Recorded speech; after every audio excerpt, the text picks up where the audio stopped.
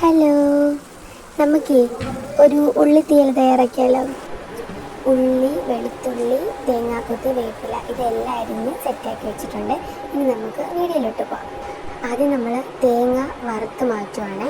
അതിനായിട്ട് തേങ്ങയും ഉള്ളിയും വേപ്പിലയും ലേശം മഞ്ഞൾപ്പൊടിയും കുറച്ച് പെരുംജീരകവും ചേർത്ത് നന്നായിട്ടൊന്ന് മൂപ്പിച്ചെടുക്കണം.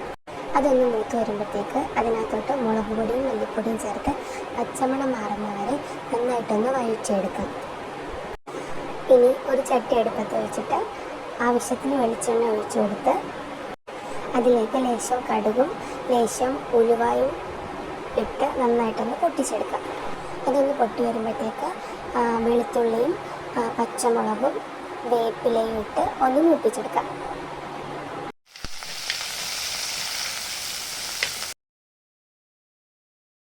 അതൊന്ന് മൂത്ത് വരുമ്പോഴത്തേക്ക് ചെറുതായി അരിഞ്ഞു വെച്ച തേങ്ങാക്കൊത്ത് ചേർത്ത് കൊടുക്കാം. 2 ഉണക്കമുളകും കൂടി ചേർക്കണേ. ഇനി അതിലോട്ട് നമ്മൾ നേരത്തെ അരിഞ്ഞു വെച്ചിരുന്ന ഉള്ളി ചേർത്ത് കൊടുക്കാം. ഇനി നന്നായിട്ടൊന്ന് ഉള്ളി ഒന്ന് വേവുന്ന വരെ ഒന്ന് വഴിച്ചെടുക്കണം.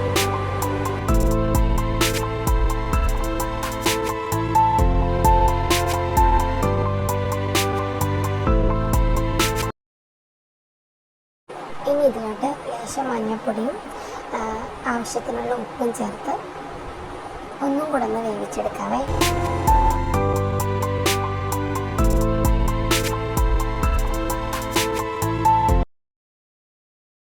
ഇനി ഇതിലോട്ട് ഒരു ചെറിയ കഷ്ണം പുളിയും കൂടെ ചേർത്ത് കൊടുക്കണേ.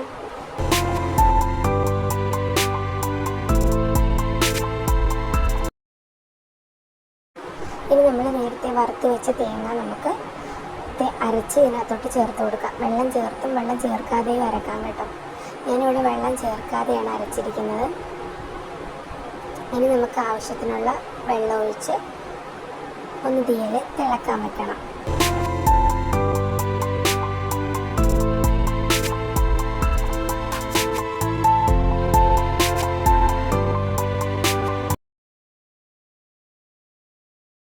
നന്നായിട്ട് തിളപ്പിച്ച് എണ്ണയൊക്കെ തെളിഞ്ഞു വരുമ്പോഴത്തേക്കാണ് തീയലിന് കറക്റ്റായിട്ടുള്ള ഒരു ടേസ്റ്റൊക്കെ കിട്ടുന്നത്.